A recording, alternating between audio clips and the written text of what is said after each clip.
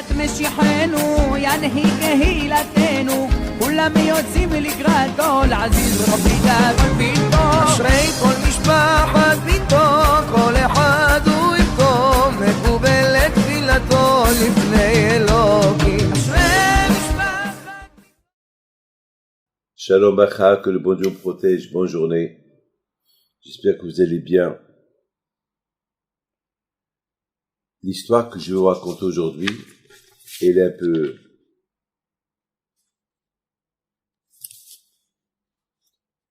un peu bizarre.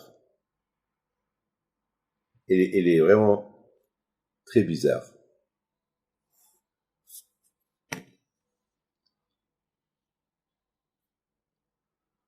Sur Zoom, je reçois des gens. En Amérique, en Argentine, en France. Je reçois un couple. Ils avaient un problème à Rosh Hashanah. Le couple, la mère, elle veut recevoir sa mère, la femme, elle veut recevoir sa mère à Sukkot. Et le mari ne veut pas. Et le mari, il dit à sa femme, non, je ne veux pas la recevoir, j'ai ras-le-bol d'aller chez ta mère, et j'ai ras-le-bol de la recevoir. Alors sa femme lui dit, mais jamais tu l'as reçue. Elle vient pour me faire la babysitting à la maison. Voilà. Elle vient, nous on va au mariage, nous on sort, nous, parfois on va en vacances, c'est elle qui surveille les enfants, mais au fait, on l'a jamais invitée à passer avec nous. Une fête. Et lorsque le Shabbat, elle vient on l'invite le Shabbat, parfois, uniquement pour que toi, tu bois une bouteille de Bocha, tu dors, tu veux pas que les enfants te réveillent, et tu veux que ma mère, elle vient le repas de midi pour surveiller les enfants, pendant que toi, tu dors. Alors, jamais on l'a invité pour une fête. Et le pauvre, mon père, il est mort, et moi qu'on l'invite à Sukkot. Alors, lui dit, on l'invite à Kippour. Elle dit, moi qu'on l'invite à Kippour. Mais Kippour, c'est un jour de jeûne. Quel Kippour? Quelle fête? Kippour, c'est pas une fête. Alors, il me dit, monsieur le rabbin, qu'est-ce qu'on fait? J'ai appris avec mon mari. Il veut que profiter de ma mère. Toujours, elle nous invite. Toujours, on est chez elle. Et jamais elle est chez nous. Et lorsqu'elle est chez nous, elle est chez nous uniquement pour faire le publicité. La pauvre. Et qu'on n'aimait pas ma capacité de cuisiner la pkela que j'ai appris d'elle. Parce que il veut pas.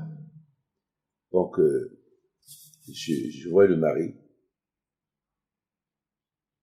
Je lui dis, qu'est-ce que tu dis? Il me dit, monsieur le rabbin,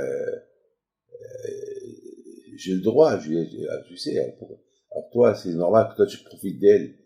Elle vient pas rester un peu avec sa fille. Elle n'a pas besoin de manger. Elle n'a pas besoin de toi. Par contre, toi, tu as besoin de ses repas. Parce que tu économises l'argent lorsqu'elle te fait le repas. Mais elle vient uniquement pour être avec sa fille. Et tu surveilles pourquoi tu l'invites pas. Qui fait un peu la fête de Sukkot avec toi. Tu l'invites le jour qu'il y a le jeûne, qui pour. Ah oui, c'est ça la belle-mère. Il me regarde, il me dit, bon, oh si, alors on va chez elle à Sukkot. Alors sa femme, il le regarde et lui dit, vraiment, tu es un maniaque, tu es un fou, vraiment, t'as pas le sens de vie, on va chez elle.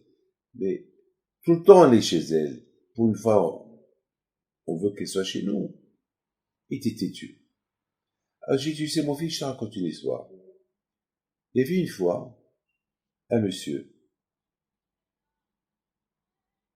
qui était marié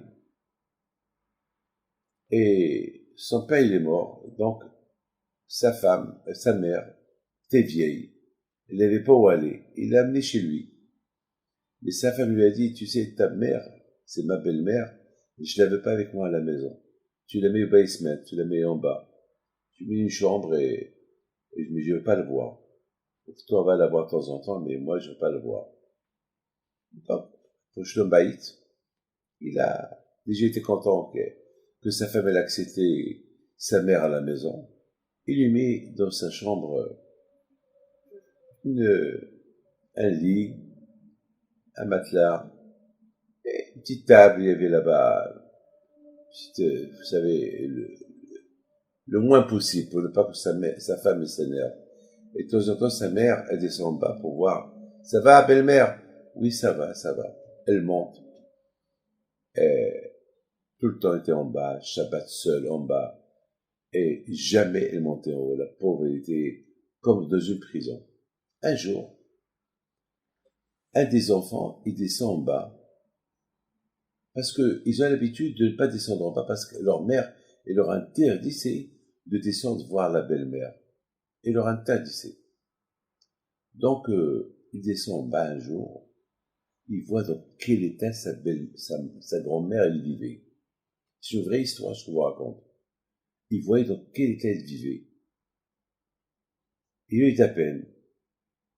Lui-même, il a nettoyé un peu, il a appelé ses frères, ils ont nettoyé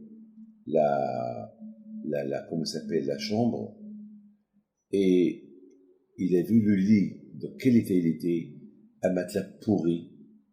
Donc, il a pris le matelas, il lui a mis son propre matelas à lui, qui était bien. Donc, finalement, ils ont bien rangé la chambre, et il a pris l'ancien matelas, il l'a mis dans dans sa chambre, sous son lit. Mais il n'y avait pas de matelas à lui. Alors, la mère, elle rentre un jour, elle voit qu'il se sentait mauvais dans sa chambre. Elle voit le matelas. Il y avait lui son matelas. Il manquait un matelas en bas. Il dit, Sophie, qu'est-ce qui se passe? Il dit, maman, c'est le matelas de ma grand-mère. Je donne mon matelas parce que j'avais de la peine pour elle, la pauvre, et ce matelas, je le garde. Il dit, mais t'es fou! Ça va nous apporter des punaises, ça va nous apporter des maladies. Maman, non, je veux le garder. Pourquoi tu le gardes? Je le garde pour te le donner un jour. Donc, je vais vieillir, maman, et tu vas être chez moi, alors je vais te donner ce matelas. Tu vas t'en servir avec ce que tu as fait avec ma grand-mère, je te ferai. Mes amis, la moralité de l'histoire, vous l'avez compris. Ce qu'on fait à autrui, c'est ce qui nous arrive. On respecte papa et maman, nos enfants vont nous respecter. Les enfants, ils sont les photocopies de nous. La façon comment nous respecte le bon Dieu, les enfants vont respecter le bon Dieu. La façon comment nous va respecter nos beaux-parents, nos enfants, ils vont respecter nos beaux-parents. La façon que nous, on respecte nos femmes, nos enfants, ils vont respecter leurs femmes. Et la façon comment on respecte les mitzvot, les enfants, ils vont respecter les mitzvot. Donc les enfants, après au Shana Kippour, on doit prendre la leçon. On doit être l'exemple pour nos enfants. Comment on respecte les fêtes, comment on agit avec les fêtes, les enfants ils vont agir de même. Les enfants, c'est les photocopies de nos parents. Moi, David Pinto, je vis exactement avec les souvenirs de mon père et de ma mère. Ce qu'eux, ils faisaient, moi, je l'ai fait. C'est comme ça. Et j'essaye d'améliorer un peu plus. J'arrive pas à la patience de mon père et de ma mère. J'arrive pas, je veux le dire. Mon père et ma mère, c'était spécial. Mais au moins, je fais de mon mieux. Au moins. Je fais de mon mieux. Parce que mon père et ma mère, ils m'ont dépassé 1 milliard de fois. Mais, toujours, j'essaye de vivre leur vie. Voilà mes enfants, que le bon Dieu protège. Et bonne semaine. Et bonne année.